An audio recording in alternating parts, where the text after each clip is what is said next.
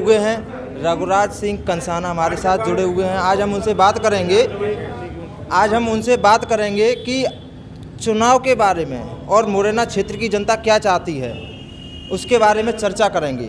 और मुरैना क्षेत्र की जो जनता है उस जनता के लिए आप कितना खरे उतरेंगे। आप यहाँ मुरैना क्षेत्र से प्रत्याशी घोषित हुए हैं, वो भी भाजपा की तरफ से। मुरैना की जनता की आकांक्षाओं पर खरे उतरेंगे। ये तो मुरैना क्षेत्र की जनता जानती है, जिस विश्वास के साथ उन्होंने हमको वोट दिया।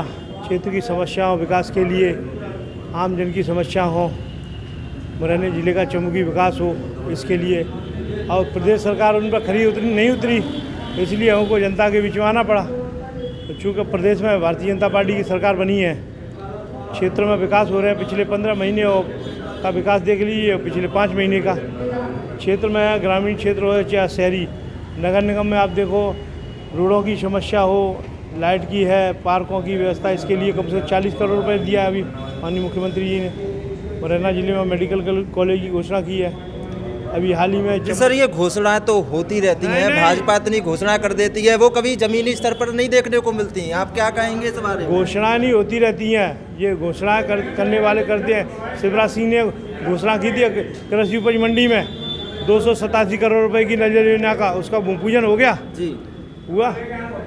मेडिकल कॉलेज के लिए जगह देख रहे हैं जी, जगह मिल जाएगी तभी तो नारियल फूटेगा, तभी नारियल फूटेगा। हाँ? उससे पहले तो बहुत से नारियल फोड़ दिए हैं। नहीं, कोई नारियल नहीं फोड़ा है। पिछले 5 महीने में बताया हमने फोड़े हैं, उनके काम चालू हो गए हैं। आपकी MS रोड से स्ट्रीट लाइट का काम हुआ, तो पूरा हो गया है। VIP रोड का काम है, वो चालू हो गया है, आप देख क्या है। और आपका डिवाइडर है, उसका काम चालू है, नाला बन रहा है। ये क्षेत्र के युवाओं की मांग है कि उनको रोजगार नहीं मिलता, मंत्री बनते हैं, विधायक बनते हैं, फिर भी वो जहाँ हैं वहीं लटके नहीं, वही नहीं लटके हैं। युवा वर्ग क्या करें? वही नहीं लटके हैं। युवा वर्ग के लिए आप क्या करेंगे? युवा वर्ग का इस बार वोट बहुत बढ़ रहा है। बेरोजगारों को कुछ खास है? बेरोजगारों को रोजगार देने के लिए आपका सीतापुर इंडस्ट्री एरिया, पेपर सेवा industry area, Malanpur industry area में मुख्यमंत्री जी ने 70% स्थानीय लोगों को रोजगार देने का वादा किया है। वो प्रक्रिया हमने चालू करवा दी है।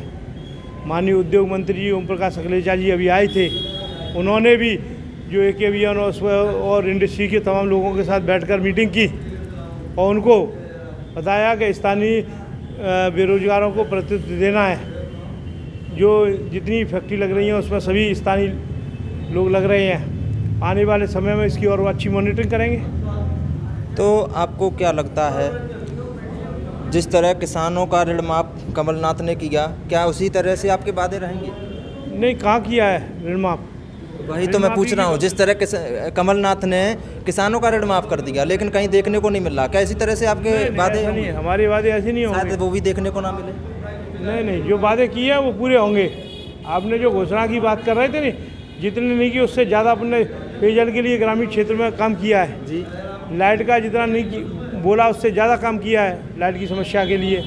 रोडों का जाल बिछाया, अभी रोडें तमाम सारी रोडें हुई हैं। आपका लिफ्ट इरीगेशन है परीक्षा का, आपने पढ़ा भी लिफ्ट इरीगेशन, तो ये 21 करोड़ रुपए का, 24 करोड़ 45 करोड़ रुपये उनके टेंडर लग गए हैं। तो काम हो रहे हैं, चूँकि आचार संहिता में काम थोड़ी बहुत तो लेट होती है।